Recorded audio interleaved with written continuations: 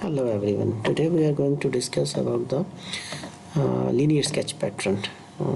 First we will start the sketching, and in the sketching we will draw a rectangle, and in the rectangle we will draw some circle, and we have to pattern this circle in this whole rectangle. For this purpose, select the linear sketch pattern, and circle is automatically selected. And there are two directions, direction 1 and the direction 2. In the direction 1, that is the x-axis, and the second direction is the y-axis. In case of the x-axis, this is the distance between the circles. We can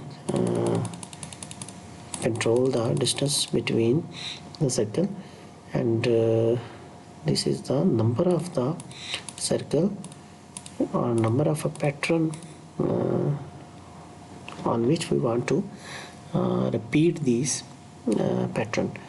And there is also a 0 degree or a degree. We can also control the angle of the pattern, whatever angle we want to pattern it. And in the y direction we can also control the number of direction, and same like that we can reverse the direction. In this case the pattern is going outside the rectangle, we want it inside the rectangle. We will reverse the direction by selecting this, and we can also control the spacing between these all circles, and this is the axis. We can reverse the direction from this button, and this is the spacing between the circles, and whatever number of rows we want in the vertical direction, and there is also the angle available. And entities to pattern means the circle or a geometry we want to pattern it.